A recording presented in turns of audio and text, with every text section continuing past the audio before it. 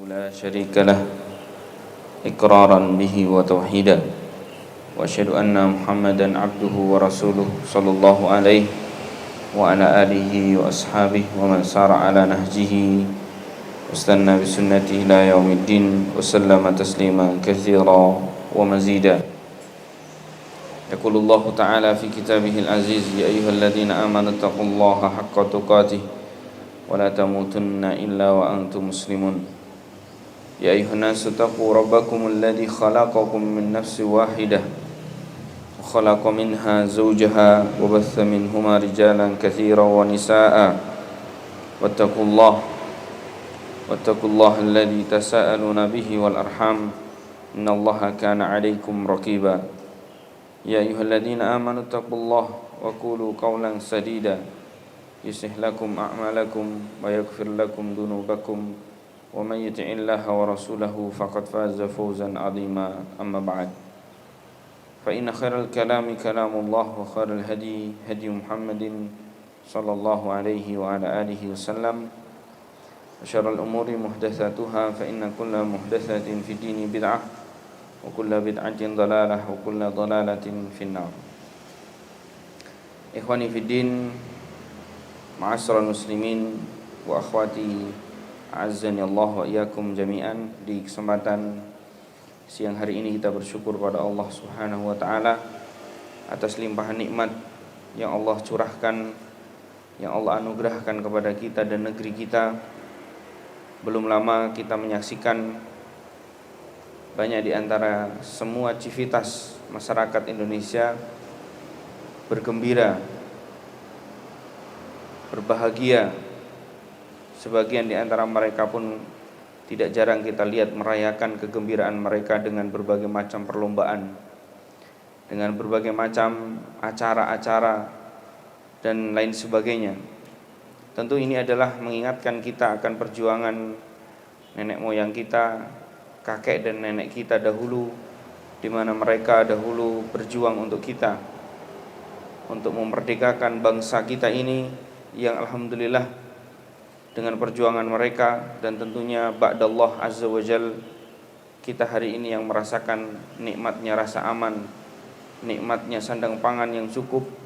Bahkan tidak ada satupun di antara kita yang merasa takut atau khawatir terkena bahaya ketika kita menuju ke masjid-masjid Allah Subhanahu wa taala. Tentu ini adalah merupakan nikmat yang harus senantiasa kita syukuri dengan cara kita beribadah kepada Allah Subhanahu wa taala. Kita maknai, kita sambut kemerdekaan yang ada di negeri kita ini bukan kemudian hanya sekedar dengan merayakannya sebatas dengan seremonial ataupun acara-acara yang biasa kita saksikan. Akan tetapi lebih dari itu, bagaimana kemudian seorang mukmin ketika melihat kenikmatan Allah nampak pada diri kita dan bangsa dan negara kita ini, hendaknya kita senantiasa mendekat kepada Allah Subhanahu wa taala. Mumpung Allah Subhanahu wa taala masih memberikan kepada kita kesempatan nikmat aman dan nikmat sehat, nikmat sandang pangan yang kita semuanya tidak pernah kekurangan untuk makan dan minum. Ini semuanya harusnya kita gunakan untuk mendekat kepada Allah Subhanahu wa taala. Sebagaimana Allah Subhanahu wa taala telah ingatkan kepada kita semua dalam surat Quraisy ketika Allah Subhanahu wa taala menuntut orang-orang kafir Quraisy, yang kita tahu bahwa orang-orang kafir Quraisy kala itu berada di tempat yang tidak memiliki potensi mendapatkan keamanan ataupun kesejahteraan berupa sandang dan pangan.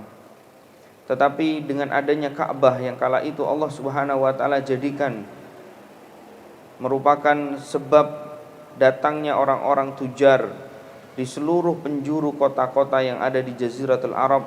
Akhirnya Mekah yang sebenarnya tidak memiliki potensi untuk kemudian mendapatkan kesejahteraan pun akhirnya mereka dapatkan. Maka hal yang seperti ini diakui oleh semua civitas orang-orang yang ada di kota Mekah. Yang tua, yang muda, yang laki-laki, yang perempuan, mereka paham bahwa mereka hakikatnya bukanlah orang-orang yang kemudian memiliki sumber daya alam yang cukup ataupun sumber daya manusia yang cukup untuk menjadi orang-orang yang bisa mempertahankan kemudian adanya Ka'bah lah mereka yakin, mereka percaya bahwa mereka tidak akan pernah kekurangan makanan dan minuman, bahwa mereka yakin tidak akan pernah kekurangan yang namanya keamanan, karena hampir semua orang-orang di sekitar Arab semua menjamin keamanan orang-orang yang tinggal di Mekah. Oleh karena itu ketika Allah Subhanahu wa taala menurunkan ayat dalam surat Quraisy, ketika kemudian mereka sadar akan hal tersebut, Allah pun kemudian berfirman, "Falyabudu rabb hadzal bait." Sembahlah Allah Subhanahu wa taala semata, sembahlah pemilik Ka'bah, Baitullah al-musyarrafah, alladzi at'amahum min ju'in wa amanahum min khauf. Yang Allah lah sang pemberi kepada mereka orang-orang kafir Quraisy berupa sandang pangan, berupa makanan yang dahulunya dulu mereka kekurangan makanan tanpa adanya Ka'bah. Kemudian mereka pun diberikan keamanan yang sebelumnya mereka adalah orang-orang yang berpotensi untuk mungkin dicelakai atau mungkin disakiti atau bahkan dirampok oleh orang-orang Jaziratul Arab di sekitar Makkah Al-Mukarramah. Namun dengan sebab adanya Ka'bah, Allah Subhanahu wa taala jadikan mereka adalah orang-orang yang aman. Maka kalau kita lihat dalam kemudian aspek kehidupan kita, terutama dalam momentum bulan Agustus yang kemudian hari ini kita berada di dalamnya, yang kita tahu di awal tadi sudah kita sampaikan, semua orang bergembira, semua orang menyambut perayaan ataupun peringatan 17 Agustus yang merupakan hari di mana negeri kita merdeka. Tentu kita lihat banyak di antara masyarakat kita dalam merayakannya pun berbeda-beda. Ada di antara mereka hanya berjoget-joget, ada di antara mereka hanya kemudian berlomba untuk kemudian mendapatkan sedikit dari sekelumit perkara-perkara dunia, atau bahkan di antara mereka pun yang kemudian hari ini ya di bulan Agustus ini mereka merayakannya dengan kemaksiatan waliyadzubillah. Maka seorang mukmin, kita semuanya yang ada di tempat ini hendaknya senantiasa ingat bahwa kita adalah orang-orang yang mempelajari Al-Qur'an, yang mengenal Al-Quran, bahwa semua apa yang Allah Subhanahu wa ta'ala berikan kepada seorang hamba akan senantiasa ditanya oleh Allah Subhanahu wa ta'ala. Jangankan persoalan keamanan, jangankan soal bagaimana kemudian kita bisa makan dengan kenyang dan kemudian kita bisa merasakan kesejahteraan yang luar biasa di negeri kita. Rasulullah sallallahu alaihi wasallam dahulu pernah keluar, lalu kemudian beliau menyebutkan bahwa beliau pun dalam keadaan lapar. Kemudian beliau disebutkan beliau ketemu dengan Abu Bakar Siddiq radhiyallahu taala anhu, Umar bin Khattab radhiyallahu taala anhu, mereka berdua pun dalam keadaan lapar. Kemudian Rasulullah SAW mengajak dua sahabatnya yang mulia ini untuk kemudian berjalan menuju salah seorang dari kalangan Ansor, sahabat Ansor yang sudah siap menyediakan makanan untuk Rasul kita sallallahu alaihi wasallam. Maka kemudian Rasulullah SAW pun masuk. Rasulullah SAW pun masuk dan dipersilahkan oleh sahabat Ansor tersebut untuk makan beberapa roti dan juga susu dan air putih yang telah disediakan oleh sahabat Ansor tersebut. Para sahabat yang kala itu hadir di sana seperti Abu Bakar, Umar dan juga seorang sahabat Ansor tadi, begitu kemudian selesai makan makanan yang kita katakan kalau hari ini itu adalah makanan ringan bagi kita. Bahkan nek wong Indonesia atau wong Indonesia secara umum nek urung mangan sego kuwi urung mangan. Nggih mboten, Bu? Ya mungkin kalau ibu-ibu sekarang sudah mulai merubah, tapi kalau saya terus terang nek urung kemek sego jarene wong Pekalongan, nek urung kemek sego kuwi urung mangan. Walaupun kita sudah makan roti satu plastik, ya, ditambah misalkan kejunya 1 kilo pun kita belum mengatakan diri kita sudah makan. Sudah makan tadi? Belum, tadi baru roti. Ya. Rasulullah sallallahu alaihi wasallam disebutkan beliau makan bersama Abu Bakar dan Umar. Ini dalam keadaan diterangkan dalam hadis ini hanya makan beberapa potong roti, beberapa butir kurma dan bahkan susu yang sedikit dan air putih yang cukup. Dalam keadaan seperti itu Rasulullah SAW beliau langsung mengingatkan kepada sahabat-sahabatnya yang kala itu mereka juga belumlah mungkin merasakan kenyang. Maka beliau kemudian bersabda, la tus'alunna an hadzal na'im yaumal qiyamah. Sungguh kalian benar-benar akan kemudian ditanya oleh Allah tentang nikmat-nikmat yang kalian rasakan ini di hari kiamat kelak. Ini hanya roti, beberapa butir kurma dan susu yang kemudian disediakan oleh seorang sahabat Ansor untuk nabinya Muhammad SAW. Pun demikian Rasulullah mengingatkan, la tus'alunna an hadzal na'im yaumal qiyamah. Kalian akan benar-benar ditanya oleh Allah tentang nikmat ini. Lalu bagaimana dengan kemerdekaan yang hari ini kita raih? Yang dahulu mungkin nenek moyang kita tidak pernah kemudian bisa memiliki tanah-tanah yang mereka cangkul sendiri, yang mereka kemudian kerjakan sendiri, bahkan mereka menjadi budak-budak bagi penjajah-penjajah negeri kita ini.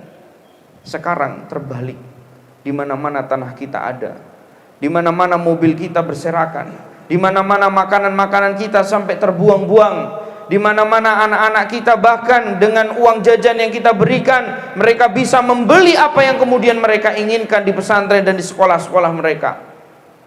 Bukankah ini adalah nikmat-nikmat Allah Subhanahu wa taala yang harus senantiasa kita ingat dan harus senantiasa kita kemudian sadari bahwa perkara-perkara ini pasti akan ditanya oleh Allah Subhanahu wa taala.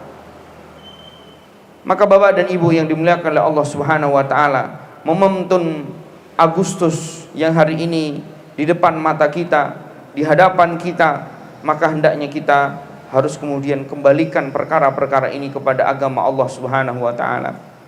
Saya ingat dengan satu di antara sabda Nabi kita sallallahu alaihi wasallam, di mana kemudian di antara konsekuensi orang-orang yang kemudian kembali kepada agama Allah dengan segala momentum-momentum yang mereka dapati dalam hidup mereka, mereka akan kemudian diberikan kejayaan oleh Allah Subhanahu wa taala. Berbeda dengan mereka yang kemudian dalam hidupnya mereka tidak mengambil sebab-sebab Islam sebagai kejayaan mereka, sebagai kewibawaan mereka dalam hidup, dalam kehidupan mereka, maka mereka akan kemudian direndahkan oleh Allah Subhanahu wa taala.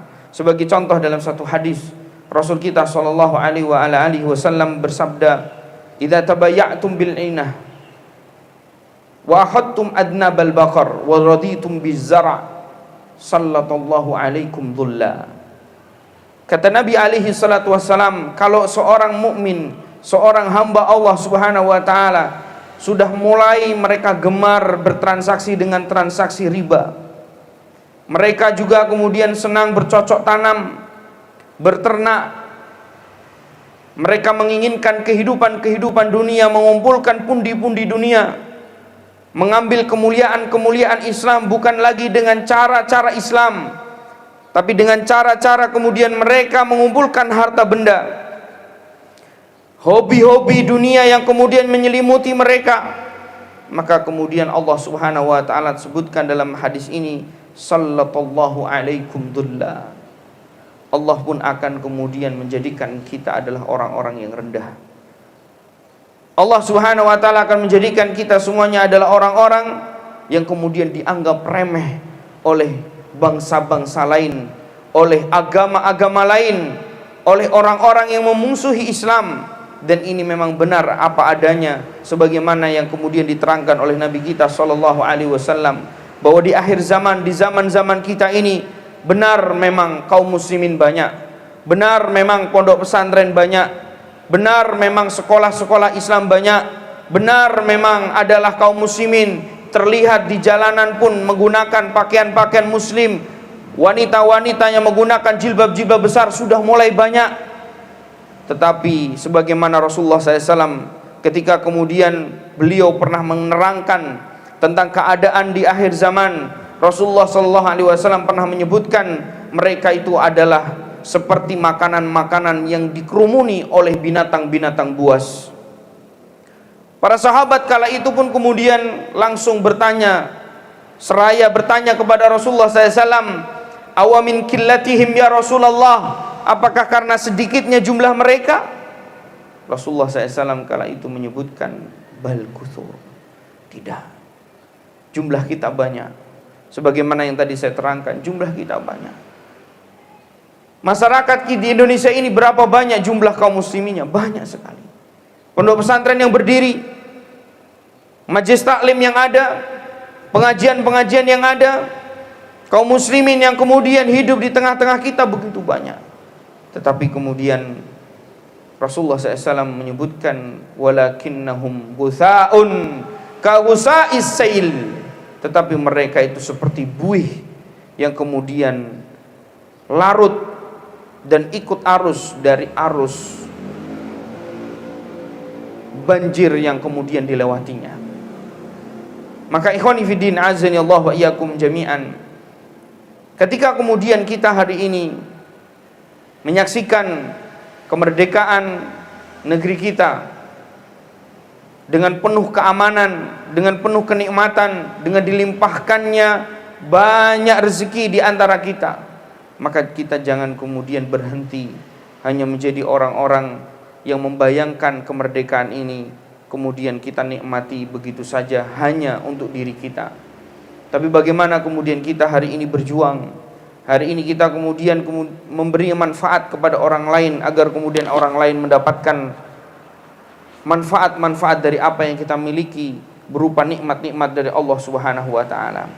Ikhwani fiddin, a'azzani Allah wa iyyakum jami'an. Ini adalah sekelumit mukadimah yang kemudian ingin saya sampaikan, karena memang ini adalah momentum bulan Agustus yang semua kita merayakan, yang semua kita kaum muslimin bukannya kemudian mendekat kepada Allah, malah justru kemudian akhirnya terjerumus dan tergerus dengan arus kebiasaan, ya, adat istiadat dan rutinitas yang biasa dilakukan oleh masyarakat di negeri kita, di mana memaknai kemerdekaan hanya sekedar berfoya-foya, hanya sekedar berjoget ria, hanya sekedar kemudian mengadakan lomba-lomba, tanpa kemudian mereka dinasihatkan untuk kemudian mendekat kepada Allah Subhanahu wa taala.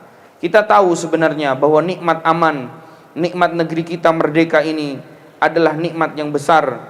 Bahkan kita pun semua hafal ayat di dalam Al-Qur'an, la in syakartum la azidannakum wa la in kafartum inna adzabil lasyadid. Sungguh apabila seorang bersyukur terhadap nikmat-nikmatku, aku akan tambah nikmat tersebut. Sebaliknya apabila kufur terhadap nikmatku, maka kemudian aku pun mengatakan, kata Allah Subhanahu wa taala, inna adzabil lasyadid, sungguhnya azabku sangatlah pedih. Maka kemudian hari ini kalau kita tidak bersyukur terhadap nikmat kemerdekaan dengan kita beribadah, dengan kita mendekat kepada Allah Subhanahu wa taala, dengan kita menjadi hamba-hamba yang menjadi kebaikan-kebaikan bagi orang-orang yang lainnya untuk menebar dakwah Islam, maka kemudian waliyadzubillah jangan sampai kemudian nikmat yang sebenarnya sudah ada pada diri kita, istri, anak, dan mungkin kerabat dan keluarga kita diambil oleh Allah Subhanahu wa taala karena kekufuran kita terhadap nikmat tersebut. Ikhwani fiddin, azani Allah wa iyyakum jami'an. Di kesempatan yang berbahagia ini insyaallah taala, saya tidak tahu apakah ini akan ada kelanjutannya atau tidak, tetapi insya Allah saya ingin menyampaikan pelajaran yang sangat penting dalam kehidupan kita. Karena kemarin sudah saya tanya kepada Ustadz Ulum, kira-kira yang sudah diajarkan apa, sudah pernah dibahas akidah, pernah dibahas tentang adab, ya, tentang akhlak, mungkin juga dibahas di dalamnya tentang manhaj dan seterusnya. Maka saya ingin membawakan materi yang insya Allah ini sebenarnya materi yang sangat sekali kita butuhkan dalam aspek kehidupan kita, dalam hidup beragama kita, bahwa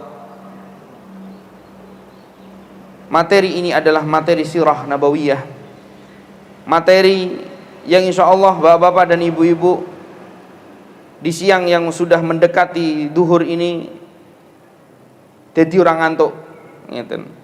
Ini kalau misalnya ceritanya jam-jam segini cerita masalah usul fikih, ya paling semua tidur. Atau kita membahas usul tafsir gitu, tidur kabeh, ya. Atau membahas tentang mustalahul hadis, ya, yang dibahas tentang mattasola sanaduhu, ya, yang sanadnya bersambung, disebutkan apa itu sanad dan seterusnya, wis paling do turu gitu Pak. Tapi kalau kita sekarang belajar sirah, insya Allah semua kita senang. Bahkan yang sudah berjenggotnya putih, ya, ibu-ibu yang sudah jalannya susah pun kalau dengarkan sirah biasanya senang. Bukan hanya anak-anak yang dengarkan sirah itu senang, tapi kita orang tua pun biasanya senang. Maka ikhwani fiddin azanillahu wa iyyakum jami'an, kenapa kita harus belajar sirah? Karena kita tahu bahwa di dalam Al-Qur'an sepertiga di antaranya adalah isinya sirah. Isinya adalah perjalanan hidup manusia-manusia yang Allah terangkan di dalam Al-Qur'an.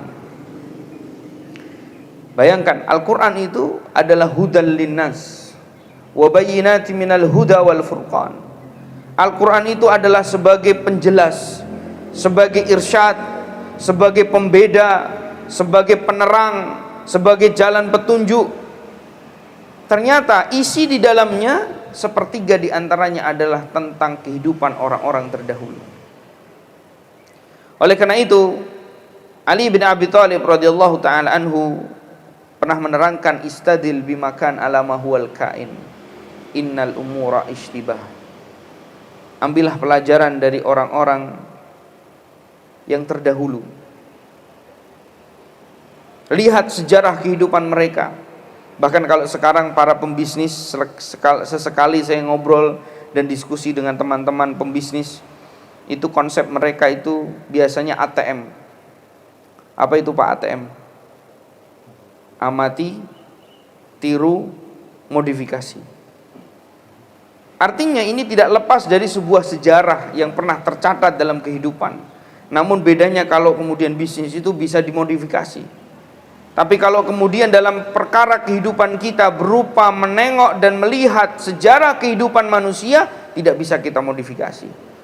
Hanya yang berubah adalah aktornya.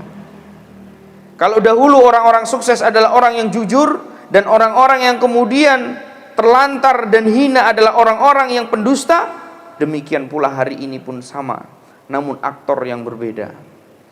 Maka diterangkan oleh Ali bin Abi Thalib radhiyallahu taala anhu, beliau kemudian menyebutkan, ambillah pelajaran, istadil bimakan ala ma huwal kain. Ambillah pelajaran dari orang-orang terdahulu untuk kita praktekkan dalam kehidupan nyata kita yang kita hari ini bisa kemudian lihat dan kita sedang lakukan. Al-kain maksudnya adalah kehidupan kita sekarang. Innal umura ishtibah, karena sungguhnya perkara kehidupan manusia itu sama. Oleh karena itu jangan pernah tertipu dengan nama diri kita. Nama kita sekarang disanjung-sanjung, dipuji-puji oleh orang. Namun kalau perilaku kita adalah perilaku yang ternyata adalah perilaku yang pantas dan patut untuk dicela, hakikatnya kita adalah orang-orang tercela walaupun orang lain tidak melihat kita. Demikian pula jangan pernah kita anggap remeh orang-orang yang mungkin dilihat oleh orang lain, dinilai oleh kita adalah orang yang mungkin adalah orang yang hina. Tetapi ketika dia dalam kesendiriannya adalah orang-orang yang memiliki kedekatan begitu dekat kepada Allah Subhanahu wa taala, hamba-hamba yang takut kepada Allah, maka mereka adalah orang-orang yang sebenarnya mulia di sisi Allah Subhanahu wa taala. Ikhwani fiddin, azanillahu wa iyyakum jami'an. Fir'aun namanya sudah terabadikan di dalam Al-Quran sebagai sosok aktor yang buruk, antagonis dalam kehidupan manusia.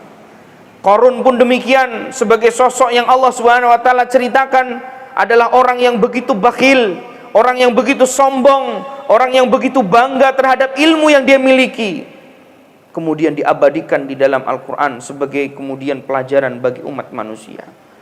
Namun terkadang kita tidak sadar bahwa ketika kita melihat orang-orang buruk dalam Al-Quran, hakikatnya bukan berarti kemudian orang yang buruk itu hanya terdapat pada dua aktor tersebut, tetapi bisa saja orang-orang tersebut sikap dan perilakunya melekat pada diri kita sehingga kita tidak sadar bahwa kita termasuk orang-orang yang sebenarnya di sisi Allah adalah Fir'aun zaman sekarang.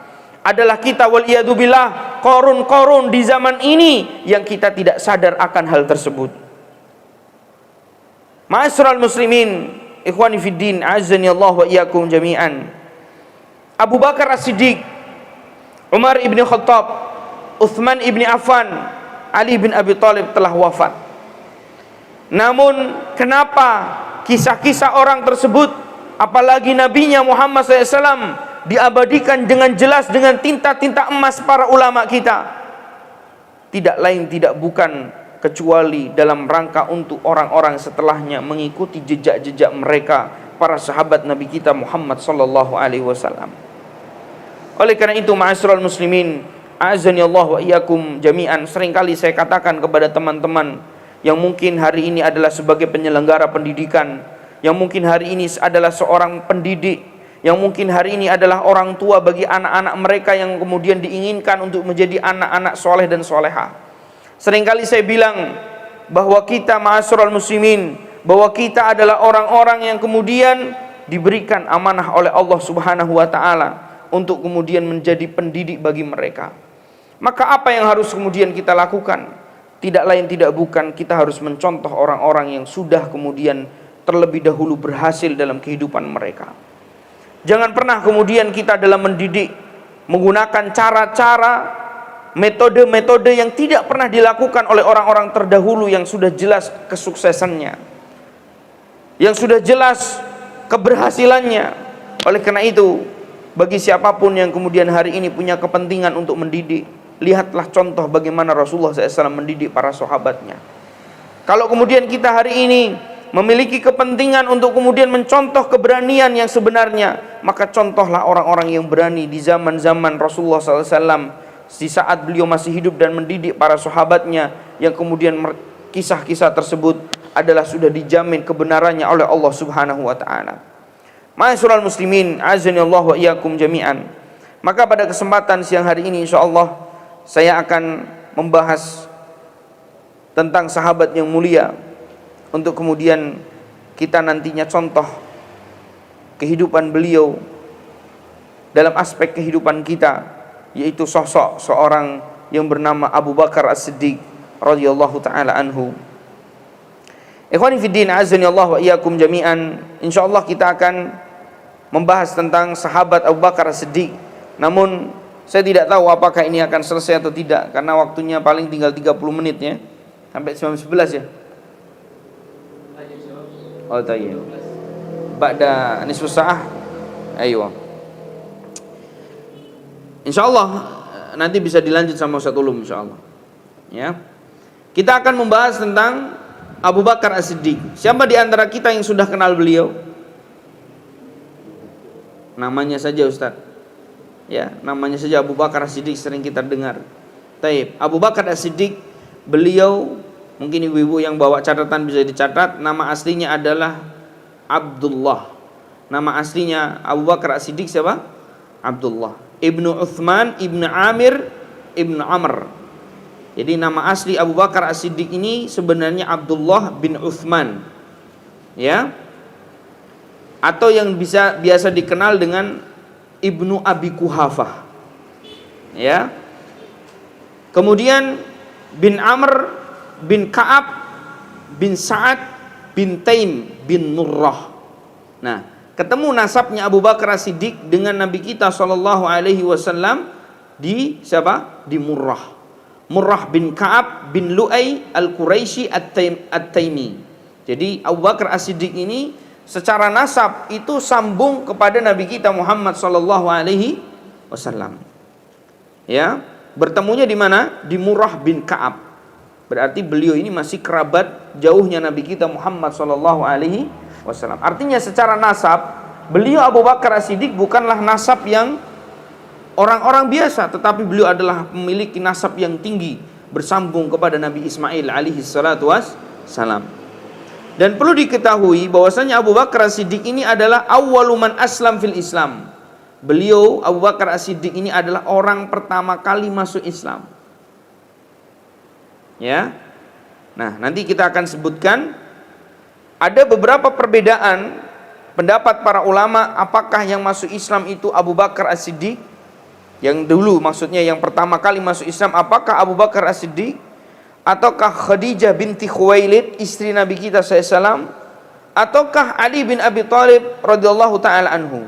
Maka dari berbagai macam referensi yang kita baca, maka muncullah ada pendapat yang paling rajih, yaitu pendapat diantaranya Al-Imam Ibnu Qayyim rahimahullahu taala, di mana beliau pernah menyebutkan rinci masuk Islamnya sahabat-sahabat dan sahabiyah ini sekaligus istri Nabi kita SAW dengan rincian bahwasannya laki-laki pertama dewasa. Laki-laki dewasa pertama yang masuk Islam adalah Abu Bakar As-Siddiq di usia 38 tahun. Jadi Abu Bakar As-Siddiq masuk Islam usia berapa kira-kira? 38 tahun. Karena usia Rasulullah SAW dengan Abu Bakar As-Siddiq itu hanya selisih 3 tahun. Ya, adapun yang masuk Islam pertama dari golongan wanita adalah Khadijah binti Khuwailid, istri Nabi kita Muhammad sallallahu alaihi wasallam. Adapun dari golongan anak muda, anak-anak yang usianya masih 14 tahun adalah siapa? Ali ibn Abi Thalib radhiyallahu ta'ala anhu. Nah, tetapi mutlak memang diterangkan, di antaranya Imam Ibnu Hajar juga menyebutkan bahwasanya orang yang pertama kali masuk Islam itu adalah istri Nabi kita sallallahu alaihi wasallam. Karena pertama kali kemudian datang Rasulullah SAW dari Gua Hira, yang pertama kali menyambut adalah Khadijah binti Khuwailid. Ya, maka di sini kemudian bisa kita ambil pelajaran betapa kemudian peran seorang wanita bagi laki-laki yang sukses itu sangat luar biasa besar. Wanita-wanita yang hari ini kemudian menginginkan suaminya sukses, lihat bagaimana sejarah yang diterangkan oleh Al-Imam Ibnu Katsir dalam penjelasan hadis-hadis Imam Bukhari yang menjelaskan tentang bad'il wahyu, yang kemudian Rasulullah SAW kala itu pertama kali mendapatkan wahyu. Diterangkan di sana ketika Rasulullah SAW pertama kali ketakutan melihat Jibril dalam keadaan wujud aslinya, dan beliau pun didekap dengan keras untuk kemudian dipaksa membaca Iqra. Iqra ma ana biqari, aku tidak bisa membaca, kata Nabi SAW. Iqra, sampai kemudian singkat cerita di mana Rasulullah SAW akhirnya pun kemudian membaca Iqra bismi rabbikal ladzi khalaq khalaqal insana min 'alaq, dan seterusnya, sehingga Rasulullah SAW lari ketakutan terhadap apa yang dilakukan oleh Jibril alaihi salatu wassalam. Sesampainya di rumah, Rasulullah SAW diterangkan dalam hadis yang sahih dari riwayat Bukhari, di mana Rasulullah SAW hanya mengatakan satu kalimat. Riwayat yang lainnya, riwayat nasnya berbeda. Jadi yang pertama beliau mengatakan dathiruni dathiruni, selimuti aku. Tetapi riwayat yang lain ada yang mengatakan apa? Zammiluni zammiluni. Maksudnya adalah sama juga, selimuti aku. Sebagaimana kita tahu namanya wong lanang itu kadang-kadang nek kesik keweden, kadang-kadang tidak bisa juga punya kekuatan. Ya, orang itu kalau sudah kena mentalnya, biasanya sekuat apapun badannya itu tidak bisa dia gunakan semaksimal mungkin.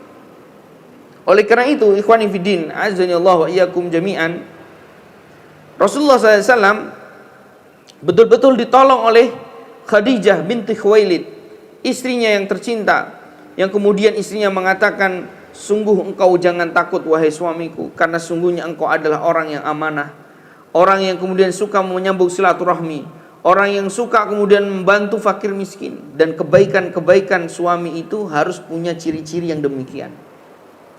Jadi kalau wong lanang kok ora tahu silaturahmi keluargane, tidak peduli kepada fakir miskin, ya, tidak suka membantu, itu menunjukkan kita itu belum masuk kategori wong lanang sing apik.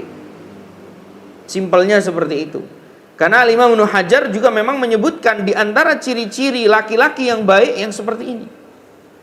Walaupun dia bukanlah seorang yang kemudian berilmu misalkan, atau bukanlah orang yang kemudian menjadi termasuk orang-orang pendidik misalkan, orang biasa, orang awam biasa, selama dia memiliki ciri-ciri yang demikian, ini adalah orang yang sebenarnya memiliki predikat baik sebagai seorang laki-laki. Makanya kalau ibu-ibu pengen cari mantu, dilihat ki calon mantu niki wonge piye. Kalau tidak peduli dengan saudaranya, mbuh-mbuhan sak karepe dhewe, ya, tidak bisa hidup sosial, tidak punya kepedulian, nah, ojo detekke mantu. Iya benar. Jangan dijadikan mantu orang seperti ini, bahaya. Nanti istrinya, atau dalam kata lain anak perempuan kita, nanti anak perempuan kita akan kewalahan menghadapi suami yang demikian. ya, mau mengunjungi bapak ibu di rumah juga akhirnya nggak di sini. Sudah nggak usah, kamu kan bojoku saiki wis melu aku wae. Tapi saya kangen sama bapak ibu. Ora usah. Wis ning ngono. Nah, piye jal? Ya, maka ini penting. Ya, ciri-ciri yang demikian harus diperhatikan oleh seorang ya yang mau menerima mantu. Kemudian ikhwani fiddin azanillahu wa iyyakum jami'an. Ini ada beberapa atau kemudian sekelumit faedah yang mungkin ingin saya sampaikan.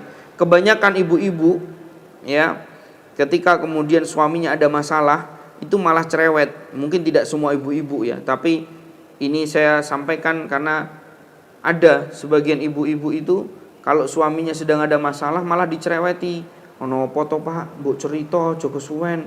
Aku yo bingung nek jenengan meneng tok ngono, nangis-nangis tok. Itu malah suaminya malah tambah puyeng, Bu. Jadi kalau ada suami yang kemudian sedang ada masalah, itu jangan banyak ditanya. Ya. Coba yang bapak-bapak nih, kalau jenengan lagi ada masalah, pengennya dikapake, Pak. Ya pengennya ditenangkan, dipijeti, ditenangkan, dikasih minum, wis pokoknya Pak, wis aja dipikir sik, Bapak tenang dulu, istighfar, zikir, selesai toh? Pengennya kan seperti itu. Jangan banyak kemudian ono apa toh, Pak? Bahkan ada suaminya yang mengatakan, "Tolong ambilkan minum, Bu." Sik, ora tak jigokke omben-omben nek jenengan rak cerita. Wah, ini kan bahaya. Malah bojone diancem, lagi mumet-mumet malah diomongi, "Kowe nek ora cerita, Pak, ora tak layani." Wah, ini kan bahaya. Nah, ini jangan dilakukan seperti itu. Karena ini telah dicontohkan oleh Khadijah binti Khuwailid di saat Rasulullah SAW membutuhkan selimut, beliau pun tanpa bicara apapun segera mengambil selimut dan diselimuti suaminya dengan selimut. Maka ikhwani fiddin azanillahu wa iyyakum jami'an. Di sini kemudian dalil sebagian ulama menyebutkan bahwa awwaluman aslam, ya, orang yang pertama kali masuk Islam mutlak pertama kali, tidak dikatakan laki-laki maupun perempuan, adalah Khadijah binti Khuwailid. Ya. Adapun kemudian dari golongan laki-laki dewasa adalah Abu Bakar As-Siddiq radhiyallahu taala anhu. Wa kharaja wa aslama biyadihi sittah min ashabi Rasulillah sallallahu alaihi wasallam. Dan perlu diketahui bahwa setelah Abu Bakar As-Siddiq itu masuk Islam, ya, di tangan beliaulah masuk Islam sahabat-sahabat Nabi yang mulia, 6 sahabat. Bayangkan, Pak, 6 sahabat yang lain masuk Islam di tangan Abu Bakar As-Siddiq. Dan kalau kita lihat sahabat-sahabat yang masuk Islam di tangan Abu Bakar bukan sahabat-sahabat yang, mohon maaf, sahabat-sahabat yang tidak termasuk orang-orang fudola, bukan. Ini semuanya fudola sahabat semua. Bahkan al-ashrah minal mubasyirina bil jannah, ada 10 manusia yang akan masuk surga langsung bersama Rasulullah SAW tanpa hisab, tanpa azab. 10 diantaranya atau 6 diantaranya adalah di tangan Abu Bakar As-Siddiq radhiyallahu ta'ala anhu. Siapa mereka? Yang pertama adalah Utsman ibni Affan radhiyallahu ta'ala anhu. Kedua, Thalhah bin Ubaidillah, ini dicatat, Bu. Yang ketiga, Zubair ibni Awam. Yang keempat, Sa'ad bin Abi Waqqas. Yang kelima, Abu Ubaidah Amir bin Jarrah. Dan yang keenam adalah Abdurrahman ibn Auf. Bayangkan, ini adalah nama-nama orang paling mulia di deretan sahabat-sahabat Nabi kita Muhammad SAW. Sehingga ketika kemudian Rasulullah SAW pernah menyebutkan dalam sabda yang sahih, dalam riwayat Muslim, Rasulullah SAW pernah bersabda, "Man da'a ila huda kana lahu minal ajri mithlu ujuri man tabi'ahu la yanqusu dzalika min ujurihim syai'a." Kata Nabi SAW, barang siapa yang menyeru kepada hidayah, memasukkan seseorang ke dalam agama Islam, kana lahu min ajri mithlu ujuri man tabi'ahu, maka orang yang menyeru dan mengajak orang untuk masuk Islam tadi akan mendapatkan pahala sebagaimana pahala yang dilakukan oleh orang-orang yang mengikutinya untuk masuk Islam. La yanqusu dzalika min ujurihim syai'. Bahkan orang tersebut tanpa sedikit pun dikurangi pahalanya dengan tadi dibagi oleh kepada Abu Bakar As-Siddiq radhiyallahu taala anhu sedikit pun. Makanya kalau kita bahas Abu Bakar As-Siddiq ini, kenapa beliau kok kemudian menjadi orang yang paling mulia? Satu di antaranya Al-Imam Ibnu Qayyim rahimahullah ta'ala, ma sabaqa Abu Bakar bi kasratis sholati was sujud was siyam. Abu Bakar itu menang di atas sahabat-sahabat Nabi SAW yang lainnya bukan karena banyaknya sholat, bukan karena banyaknya kemudian beliau melakukan puasa atau sujud, tetapi apa? Ma waqara fi qalbi, apa yang tertanam dalam jiwa dan sanubari Abu Bakar As-Siddiq radhiyallahu ta'ala anhu, di mana beliau adalah orang yang memiliki kepedulian yang sangat besar dalam Islam. Dan itu diperinci oleh para ulama radhiyallahu ta'ala anhum wa rahimahumullah wa hafidhahumullah, di mana Abu Bakar ini disebutkan manakibnya yang begitu banyak. Di antaranya adalah di mana Abu Bakar As-Siddiq dalam Islam telah berjasa yang luar biasa, mengeluarkan hartanya seluruhnya di jalan Allah Subhanahu wa taala untuk membantu dakwah Nabi kita SAW. Lisannya, juhudnya, tenaga dan waktunya beliau curahkan betul untuk mendampingi Nabi kita Muhammad sallallahu alaihi wasallam. Ini yang disebutkan oleh para ulama kita. Dan bahkan ikhwani fiddin, azanillahu wa iyyakum jami'an, kalau kita sebut satu saja sahabat yang masuk Islam disebabkan Abu Bakar Utsman bin Affan. Beliau ini pernah berinfak dengan nilai 2000 dinar, 100 unta dan 50 kuda dan beserta perlengkapan perangnya. Maka ini kalau kita totalkan dengan nilai sekarang mungkin sudah belasan miliar. Belasan miliar itu pun dalam satu momentum. Sehingga kemudian Rasulullah SAW pernah disebutkan, beliau mengatakan, ma dharra Utsman ba'da ma fa'ala hadzal yaum. Tidak akan pernah termudaratkan imannya Utsman bin Affan dengan apa yang telah dia lakukan pada hari ini. Dia lepaskan semua hartanya, lihat harta yang begitu banyak di jalan Allah Subhanahu wa ta'ala. Ternyata kalau kemudian kita lihat dan kita perhatikan, harta itu akan masuk pahalanya, diantaranya masuk juga kepada pundi-pundi pahala yang kemudian dimiliki oleh Abu Bakar As-Siddiq radhiyallahu ta'ala anhu. Maka ini sedikit saya akan singgung perihal soal pendidikan, perihal soal dakwah, perihal soal kepedulian. Kenapa kemudian hari ini kita kemudian tidak cenderung peduli dengan orang-orang di sekitar kita untuk mereka kemudian mendapatkan ilmu agama? Karena kita tidak tahu keutamaan hadis ini. Kenapa kemudian hari ini kita lemah dalam kemudian menyekolahkan anak kita di pesantren, mendorong mereka untuk kemudian masuk ke pesantren untuk menjadi penghafal Quran? Karena kita lemah memahami hadis ini. Bapak Ibu harus tahu, kalau anak kita menjadi penghafal Quran, hafal 30 juz, dan kemudian memahami Al-Quran, faqih terhadap Al-Quran, mengamalkan seluruh yang ada dalam Al-Quran, maka kita orang tua yang mengajarkan dan memaksa mereka serta memberikan fasilitas kepada mereka untuk menjadi penghafal Quran adalah orang-orang yang akan mendapatkan pahala yang sama dengan apa yang dilakukan oleh anak kita, tanpa sedikit pun kita mengurangi pahala anak-anak kita. Kenapa kok kemudian kita hari ini lemah dalam mendidik anak-anak kita?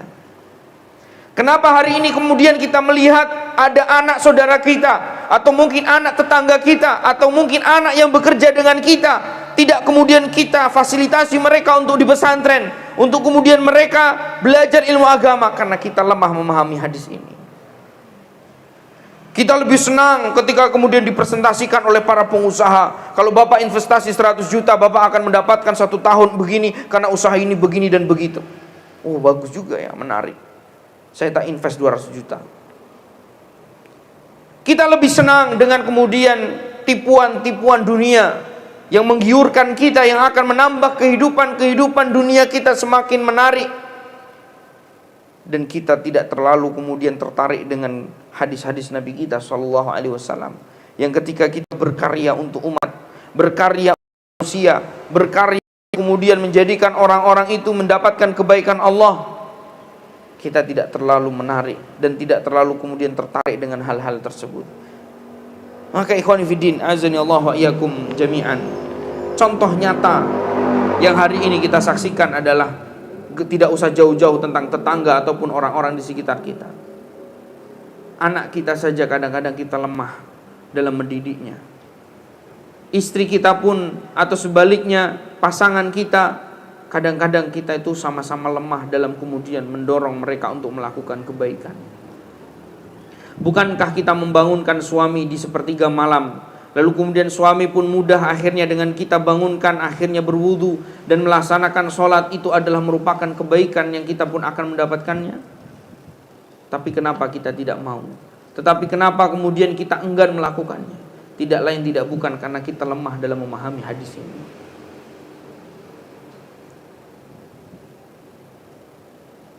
Ma'asyiral muslimin, ikhwani fiddin, azani Allah wa iyyakum jami'an. Kemudian setelah kita memahami bahwasanya Abu Bakar As-Siddiq radhiyallahu taala anhu di tangannya masuk Islam 6 sahabat-sahabat yang mulia, maka kita bisa katakan semua sahabat-sahabat yang tadi berkarya dalam kehidupan Islam, mereka semuanya pahalanya juga kemudian akan diberikan kepada Abu Bakar As-Siddiq radhiyallahu taala anhu. Maka benar ketika Rasulullah sallallahu alaihi wasallam pernah menasihatkan kepada Ali bin Abi Thalib radhiyallahu taala anhu, di mana beliau bersabda, la ayyahdiyallahu bika rajulan wahidan khairul laka min humrun na'am. Kalau engkau memberikan hidayah kepada seorang di antara mereka manusia yang kemudian dahulunya tidak mengenal Islam, lalu kemudian kau kenalkan dengan Islam, kau kenalkan dengan agama Allah, khairul laka min humrun na'am, itu lebih baik dari engkau mendapatkan unta merah. Maka ini adalah hadis-hadis yang menegaskan kepada kita, dalam belajar sirah itu bukan sekedar belajar siapa nama aktornya, di mana tempat terjadinya, dan kapan dan di mana atau mungkin tahun berapa itu terjadi. Bukan hanya sebatas itu, tetapi belajar sirah bagaimana kemudian kita mengambil ibrah, sebagaimana Allah Subhanahu wa taala telah sebutkan dalam Al-Quran, laqad kana fi qasasihim ibratun liulil albab. Sungguh ada pada kisah orang-orang terdahulu suri toladan, ibrah, ibratun liulil albab, pelajaran hidup bagi mereka orang-orang yang mau berpikir. Kecuali kalau kita itu ngaji orang mikir, meneng tok wis bar ngaji yo mulai, orang mikir yo kuwi mulai yo pulang yo kita nggak dapat apa-apa. Karena memang pelajaran itu akan senantiasa didapatkan bagi mereka orang-orang yang mau berpikir. Ada satu kitab karya Al-Imam Ibnu Qayyim, nama kitabnya itu namanya Kitab Fawaid. Ya. Dalam muqaddimah kitab tersebut diterangkan ketika beliau menyambut atau menerangkan satu di antara ayat di dalam surat Qaf, beliau menyebutkan inna fi dzalika ladzikra. Sungguh di dalam Al-Quran itu ada peringatan. Sama seperti dalam pengajian itu ada peringatan, dalam pendidikan itu ada peringatan, ada nasihat.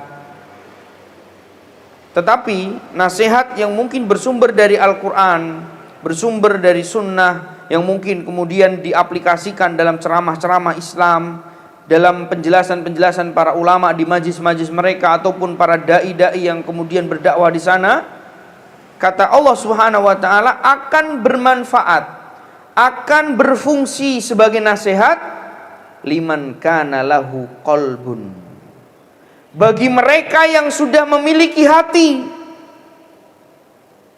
au alqas sam'a, atau menyiapkan pendengarannya, wa huwa syahid, dan dia menyaksikan nasihat tersebut. Mula ki bahasa Jawa. Mula nek wong ceramah wong kampung kan mula ya. Itu sebabnya kenapa kemudian kadang di antara kita mendengarkan ceramah, belajar ilmu agama, namun kemudian kita tidak mendapatkan kecuali hanya rutinitas, hanya kegiatan yang kemudian kita lakukan sebatas rutinitas dan waktu-waktu atau momentum untuk ketemu dengan teman-temannya saja. Itu karena disebabkan kita tidak mempersiapkan hati kita untuk menyiapkan menerima nasihat ataupun peringatan tersebut. Pak, Jenengan ngaji? Iya, biasa ngaji, aku isin orang ngaji. Ibu mau kemana? Saya mau ikut pengajian nih, kebetulan saya mau dodolan kelambi. Kebetulan saya mau ketemu arisan karo konco-konco bareng ngaji. Tapi tidak sama sekali kemudian menyiapkan hatinya untuk kemudian mendapatkan ilmu agama, mendapatkan nasihat. Bahkan kadang-kadang ngaji pulang-pulang gerendem. Ustadz seneng nyindir wae. Sate kok kemudian keras omongan. Itu menunjukkan kita tidak menyiapkan diri kita untuk mendapatkan nasihat. Ya. Maka dari itu, Bapak Ibu yang dimuliakan oleh Allah Subhanahu wa taala, kisah-kisah orang terdahulu itu semuanya ada ibrahnya.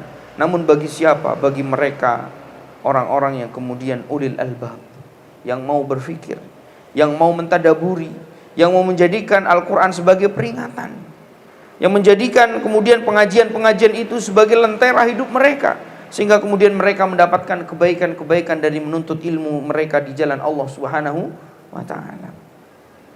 Yang terakhir, karena ini pembahasannya banyak sekali, ini baru 1 poin, 2 poin ya, tentang nasab dan orang-orang yang masuk Islam di tangan Abu Bakar.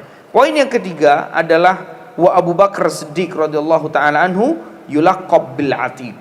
Ini hadis yang terakhir atau pembahasan yang insyaallah kita sudahi di kesempatan kali ini ya. Insyaallah pembahasan tentang manaqib Abu Bakar ini sangat banyak sekali, namun saya akan sudahi tentang pembahasan ini dulu. Baik, saya jelaskan terlebih dahulu sebelum kita akhiri. Abu Bakar As-Siddiq itu tadi nama aslinya sinten Pak Ibu? Nama aslinya siapa tadi? Abdullah bin Uthman. Ya. Atau Abdullah ibnu Abi Kuhafah. Nah, karena Uthman ini terkenal, kakeknya siapa? Abu Bakar ini terkenal, namanya di kunyahnya itu Abu Kuhafah. Ya, makanya Abdullah bin Abi Kuhafah itu dikenal oleh para ulama siyar, diterangkan oleh mereka terhadap atau perkara-perkara kaitannya dengan nasabnya Abu Bakar Siddiq radhiyallahu taala anhu. Nah, beliau hampir dalam sejarah dikenal sebagai As-Siddiq. Lakop beliau yang paling terkenal adalah As-Siddiq. Dan ini semua insyaallah anak-anak kita pun dikenalkannya pasti di nama yang ini. Abu Bakar siapa? As-Siddiq. Namun perlu diketahui, ada lakop bagi Abu Bakar As-Siddiq yang terkenal dan ini langsung diberikan oleh Nabi kita Muhammad SAW dalam hadis yang sahih dari jalan Aisyah radhiyallahu taala anha, di mana Abu Bakar As-Siddiq pernah satu ketika belum hadir di majlisnya Rasulullah SAW. Aisyah bercerita, "Innila fi baiti Rasulillah sallallahu alaihi wasallam." Aku benar-benar berada di rumah Rasulullah SAW. Beliau memastikan aku waktu itu menyaksikan Rasulullah SAW, ya. Wa ashabuhu fil fina. Rasulullah itu dan para sahabatnya itu di teras rumahku, di teras rumahnya Nabi Muhammad sallallahu alaihi wasallam. Wa laisa baini wa bainahum illa sitr. Dan tidak ada yang menghalangi antara diriku dengan mereka para sahabat dan Rasulullah SAW itu kecuali hanya gorden, hanya sitar, gorden saja. Jadi Rasulullah bicara apa, sahabat bertanya apa, itu didengar langsung oleh Aisyah radhiyallahu taala anha. Wajah Abu Bakar Siddiq. Kemudian datanglah Abu Bakar As-Siddiq radhiyallahu taala anhu. Lalu kemudian Rasulullah SAW berdiri. Lalu kemudian beliau mengatakan, "Man arada an yanzura ila atiqi minan nar, falyanzur ila hadzal rajul." Kalau ada di antara kalian wahai sahabatku ingin melihat sosok manusia yang betul-betul dijauhkan dari api neraka sejauh-jauhnya, lihat orang ini. Ajib jemaah.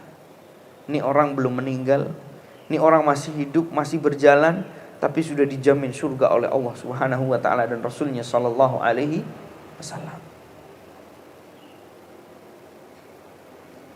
Dalam Al-Qur'an, orang yang sukses itu bagaimana? Kalau ada orang misalnya ditanya, ini orang sukses, kita kan seneng. Kita memang orang sukses, ya kan? Perusahaannya di mana-mana. Kemudian ada orang yang terpandang, orang yang kemudian disegani, menyambut kita dengan mengatakan, Masya Allah ini orang sukses. Kita senang nggak? Senang. Padahal itu hanya kesuksesan dunia.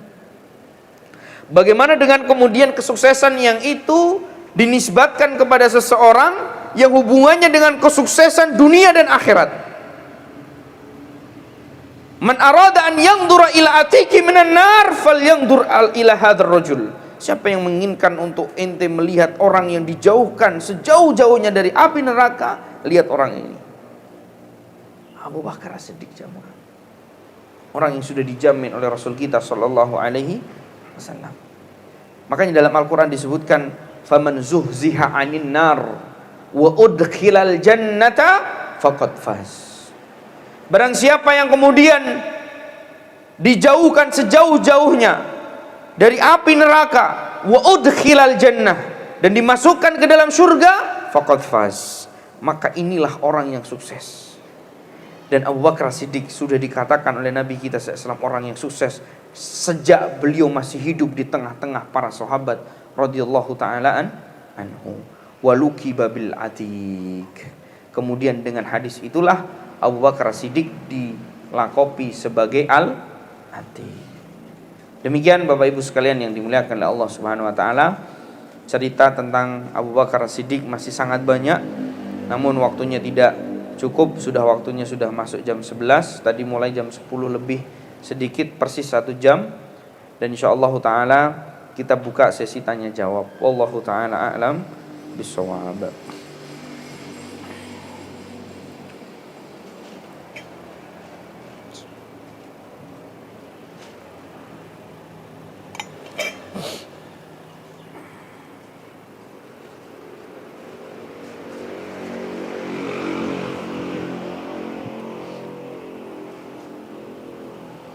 Baik, ada pertanyaan? Monggo Bapak. Waalaikumsalam warahmatullahi wabarakatuh.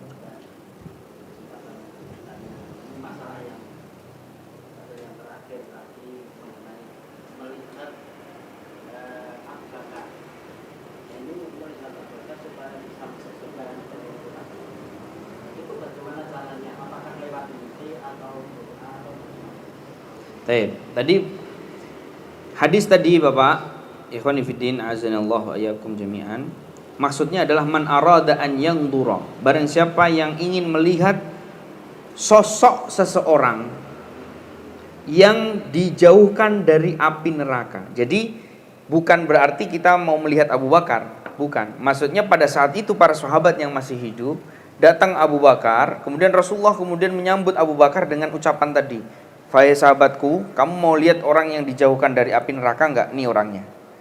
Nah, jadi maksudnya seperti itu. Bukan kemudian dengan cara apa? Apakah dengan mimpi? Enggak. Ya. Karena mimpi ketemu dengan Abu Bakar pasti kita bisa katakan bisa ketipu kita. Ya, karena tidak ada satupun nas-nas yang menyebutkan tentang keutamaan bertemu dengan Abu Bakar dalam mimpi. Berbeda dengan kalau kita bertemu dengan Rasulullah Shallallahu Alaihi Wasallam, itu ada keutamaannya. Namun perlu diketahui bahwa di dalam kemudian kita melihat Rasulullah SAW itu ada cara dan kaidah-kaidah yang diterangkan dalam hadis-hadis riwayat Tirmidzi yang begitu gamblang dan jelas tentang ciri-ciri fisik Nabi kita Shallallahu Alaihi Wasallam. Jadi tidak semuanya orang yang kemudian melihat Rasulullah di mimpinya itu pasti Rasulullah. Tidak semuanya. Ada seorang ibu-ibu yang waktu saya pernah ngajar tentang tentang pembahasan hadis-hadis yang membahas tentang sifat khalqiyahnya Rasulullah SAW, yaitu tentang ciri fisiknya Nabi kita SAW. Hadis-hadis dari riwayat Imam Tirmidzi itu disebutkan, saya terangkan di salah satu masjid di Semarang ini. Kemudian ada ibu-ibu berdiri bertanya di belakang hijab, "Ustadz, saya pernah bermimpi ketemu dengan Nabi. Apa manfaat dan tanda-tanda dari mimpi ini? Ada tanda apa dalam hidup saya?" dan seterusnya. Lalu kemudian saya bilang, "Ibu, tolong sebutkan ciri-ciri ketika ibu melihat Nabi." Terus kemudian ibu ini menyebutkan bahwa saya waktu bermimpi, waktu itu malam hari Ustadz, dan saya bermimpi Rasulullah SAW begitu cerah, rambutnya putih bersinar, lalu kemudian mengatakan saya adalah Muhammad bin Abdullah. Kemudian saya pun dengan melihatnya, saya menjadi tenang, menjadi bahagia, dan bangun pun saya menjadi seger," katanya ibu ini. Maka kemudian setelah ibu itu, baik sudah bu silahkan duduk, saya bilang ibu tadi bukan ketemu sama Nabi Muhammad. Ibu itu langsung megang mic lagi, kok bisa Ustadz mengatakan begitu? Iya, coba kita simak hadis Nabi kita SAW dari sahabat Anas bin Malik, Abdullah bin Umar dan yang lainnya, bahwa menyebutkan di antara ciri fisik Nabi Muhammad SAW, beliau sampai wafatnya tidak memiliki uban kecuali tidak lebih dari 20 helai. Anas bin Malik ketika menyisir rambutnya Nabi Muhammad SAW, ubannya itu tidak lebih dari 20 helai. Dihitung, dicari sama siapa? Anas bin Malik, Aisyah radhiyallahu taala anha, itu tidak pernah didapati bahwa di rambut Rasulullah SAW itu beruban lebih dari 20 helai. Nah kalau kemudian dalam mimpi yang dilihat ternyata ubannya semuanya sampai bersinar-sinar, berarti itu Nabi bukan? Bukan. Makanya Rasulullah SAW bersabda, ya, man ro'ani faqad ro'ani. Barang siapa yang melihatku, dalam tanda kutip nanti saya jelaskan, faqad ro'ani, maka dia sebenarnya sudah melihat aku. Fa inna syaitan la yatamatsalu bi.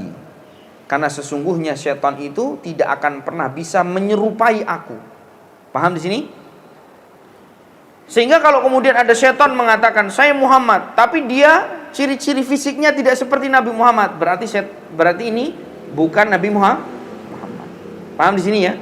Berarti ada potensi di mana syaitan itu akan kemudian menyerupai Nabi Muhammad untuk menyesatkan hamba-hambanya yang bermimpi dengan syaitan tersebut, untuk nanti dikasih petunjuk, kamu datang ke belakang rumah, di belakang rumah ada keris, kamu ambil, kamu ini dan itu. Biasanya seperti itu. Itu jin. Makanya orang-orang yang tidak belajar hadis-hadis Imam Tirmidzi yang menjelaskan tentang ciri fisik Nabi kita SAW, banyak yang tertipu. Tidak semuanya kita bermimpi lalu kemudian di situ kita bertemu dengan orang yang mengatakan atau mengaku dirinya seorang nabi, lalu kemudian kita percaya. Jangan langsung percaya. Karena Rasulullah SAW itu ciri fisiknya semuanya detail dijelaskan dalam hadis-hadis yang sahih. Sehingga tidak bisa kita kemudian mengatakan setiap ketemu sudah pasti itu Nabi. Enggak, ada ciri-ciri khusus Nabi kita SAW yang setan tidak bisa menyerupai. Kalau kita melihat ternyata ya dalam kemudian mimpinya itu tidak sama dengan ciri-ciri Nabi, sudah dipastikan itu adalah syaitan. Itu adalah jin yang mengganggu kita untuk kita bertawud kepada Allah Subhanahu wa taala. A'udzubillahi minasyaitonir rajim. Wallahu taala a'lam bishawab. Ini ada kotak pertanyaan. Saya kira mau roti tadi Pak.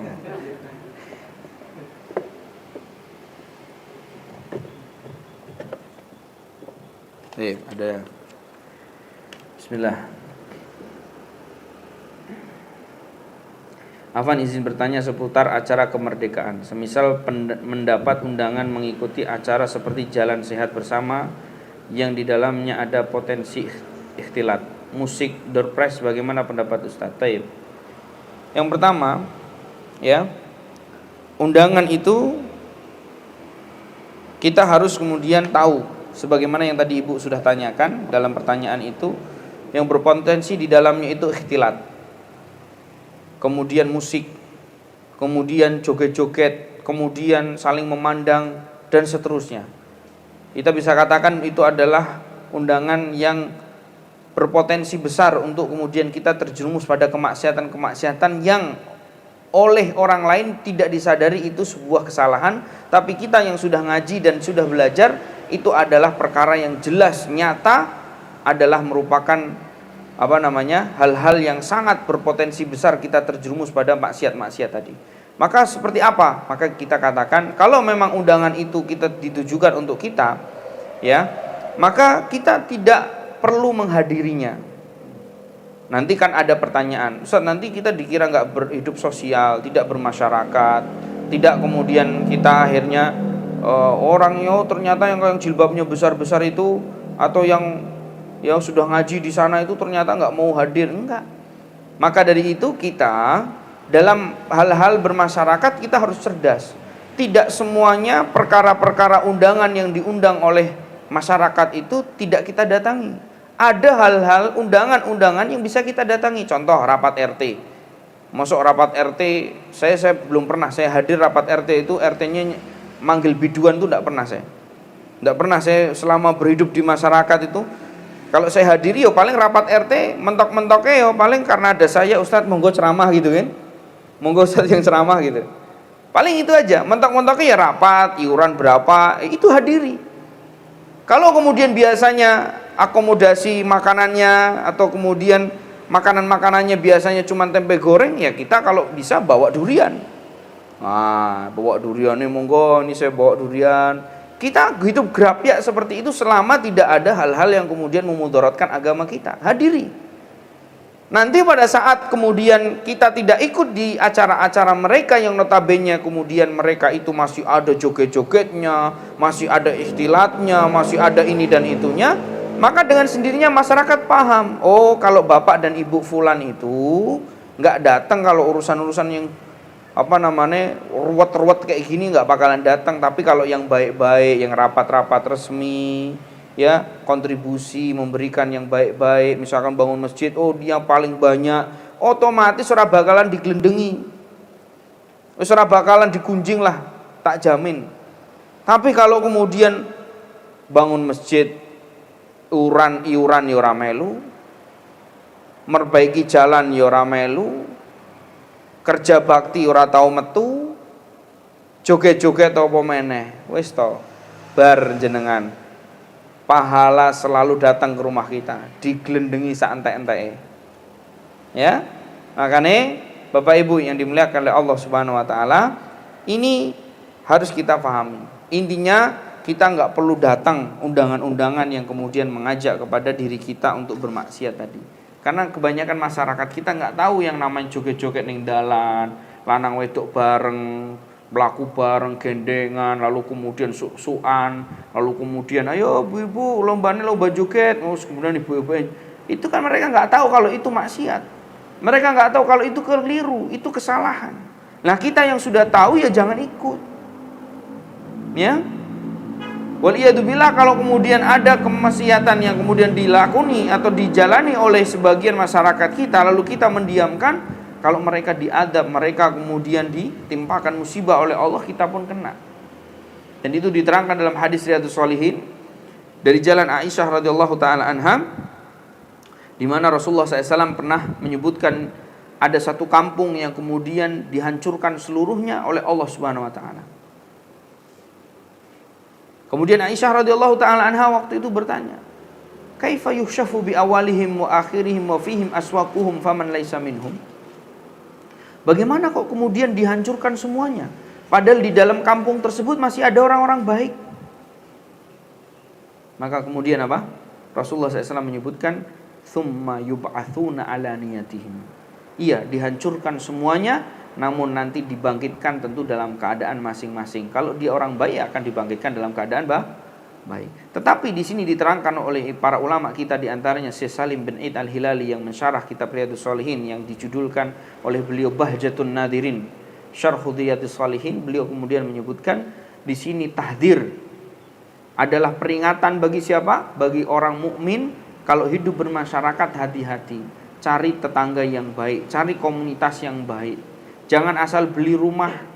Kadang wong kita itu yang penting omahe apik ya dituku. Sampai kadang-kadang ada yang ngomong begini, Ustaz aku ora ngerti, saya nggak ngerti kalau tetangga saya itu orang kafir, sehingga waduh sekarang ini saya terganggu dengan anjingnya, mohon maaf ya, saya terganggu dengan perilakunya, dengan kalau malam masih dangdutan, masih ini, padahal rumahnya rumah mewah, ya, karena yang dia pikir masuk perumahan, bagus ya jalannya besar, nanti mobil saya gampang parkirnya, nanti ini dan itunya ada satpamnya, begitu kemudian beli ternyata tetangganya macam-macam, ya seperti pelangi. Merah, muda dan biru, macam-macam isinya. Maka ini nggak benar. Dalam konsep membeli rumah pun ada caranya. Sebagaimana para ulama kemudian menerangkan al-jar qobladar. Tetangga terlebih dahulu sebelum kita membeli rumah. Siapa tetangganya? Nah kita harus lihat. Siapa komunitasnya? Kita harus tahu. Ya, nah ini penting. Makanya biasanya kalau problem-problem kita kebanyakan yang seperti itu karena memang komunitas kita wis kadung mbiyen main ning kono karo kanca-kancane, karo bala-balane, karo rencang-rencange yang dulu. Biasanya seperti itu. Tapi insya Allah masih bisa banyak solusi-solusi yang bisa kita kemudian lakukan. Tapi kalau saya dari dulu alhamdulillah tidak pernah punya masalah, karena dari brojol cilik hidup di pesantren, keluar yo di pesantren, kuliah yo di pesantren, semuanya upak-upak neng pondok. Jadi alhamdulillah ya. Mudah-mudahan apa yang saya jawab ini bisa menjadi solusi bagi siapa yang bertanya, dan insya Allah tidak perlu kita takut ketika kemudian memang kita tahu itu adalah perkara maksiat, kita hindari. Dan kemudian kalau ada di antara kita melihat perkara-perkara yang itu tidak ada kemaksiatan di dalamnya, kita orang-orang yang pertama kali dalam melakukan kebaikan. Tetangga yang sakit, ya kita harus orang yang pertama kali. Sebagaimana Nabi kita Shallallahu Alaihi Wasallam, ada tetangga kok kemudian terdengar anaknya kok sampai ditarik karena nggak bisa membiayai, ya kita orang pertama yang membantu, kan begitu ya. Nah, sehingga nanti kalaupun kita tidak ikut acara-acara yang begitu, orang paham. Justru nanti kalau Ustaz Hamzah ikut acara 17-an melu diarak ning dalan, wong geger, wah nopo ki ini. Tapi kalau kita tidak ikut, justru mereka sudah ngerti, nggak mungkin ya orang-orang yang kemudian kehususannya mereka, hari-harinya mereka adalah ngurusi agama, nggak mungkin mau ngurusin urusan-urusan yang buang-buang waktu seperti itu. Ya, wallahu taala a'lam bishawab. Mudah-mudahan yang sedikit ini bermanfaat. Tidak ada lagi pertanyaan atau masih ada? Tafadhal. Hawid.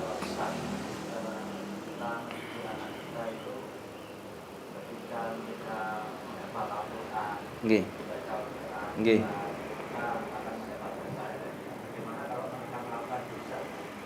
Ya. Tayyib. Alhamdulillah wassalatu wassalamu ala Rasulillah. Di antara hikmah dan rahmat Allah Subhanahu wa taala ya adalah Allah Subhanahu wa taala memberikan kepada hamba-hambanya pahala dari apa yang dikerjakan oleh saudara-saudara kita, yang mereka mengerjakan itu atas petunjuk dan arahan dari kita. Namun wallahu taala a'lam bishawab, apakah kejelekan yang kemudian dilakukan oleh orang lain ya yang bukan dari ajakan kita, yang bukan dari ajaran dari kita ya, kemudian dilakukan oleh misalkan anak kita, itu masuk kepada kita atau tidak? Saya belum pernah menemukan nasnya langsung, tetapi tanggung jawabnya sudah pasti. Makanya Allah Subhanahu wa taala tidak kemudian anak kita ngantem wong kemudian kita dapat dosa ngantem wong, bukan ya. Paham enggak di sini? Tidak ada nas yang wallahu a'lam bishawab, apakah ada nanti bisa saya diingatkan. Tapi memang tidak ada nas yang kemudian siapa yang memukul ya, karena tidak diajarkan oleh kita kan. Kecuali man sanna sunnatan sayyi'atan, kecuali kita memang nak konek ora wong lanang sing agak rambutnya gondrong kamplengen misalnya. Nah, ini beda meneh. Berarti anak itu memang diajari oleh kita. Tapi kan ada anak itu melakukan keburukan, kemaksiatan, itu bukan sebab kita. Paham enggak? Bukan sebab kita, karena dia ngelihat temennya, ngelihat kancane, ngelihat orang di sekitarnya waktu di sekolah, waktu di tempat main, sehingga dia melakukan kemaksiatan. Maka kita memang tidak mendapatkan dosa anak tadi. Tetapi kita ditanya oleh Allah Subhanahu wa taala tentang bagaimana proteksi kita sebagai orang tua menyelamatkan anak-anak kita agar tidak kemudian terjerumus pada pergaulan yang menyebabkan dia melakukan kemaksiatan. Paham di sini? Nah, jadi kita tidak akan mendapatkan dosa yang dilakukan oleh anak kita, tapi kita mendapatkan dosa kelalaian orang tua dalam mendidik anak. Paham enggak maksudnya? Baik. Jadi ikhwani fiddin azanallahu wa iyyakum jami'an, Allah Subhanahu wa taala berfirman dalam Al-Qur'an, ya ayyuhalladzina amanu qu anfusakum wa ahlikum nar. Wahai orang-orang yang beriman, selamatkanlah ya dirimu dan keluargamu dari api neraka. Maka ini bentuk tanggung jawab mas'uliyah yang sangat besar. Bahkan di dalam Al-Qur'an Allah Subhanahu wa taala menyebutkan tentang apa? Tentang amanah anak. La takhunullah. Jangan kalian ingkari atau kalian kemudian khianat dengan amanah-amanah yang Allah Subhanahu wa taala berikan. Ulama tafsir semuanya bersepakat bahwa ayat tersebut adalah amanah anak keturunan. Sehingga kalau anak keturunan kita itu kemudian mereka cenderung melakukan kemaksiatan, maka kita pun akan kena akibat daripada apa yang mereka lakukan. Paham ya?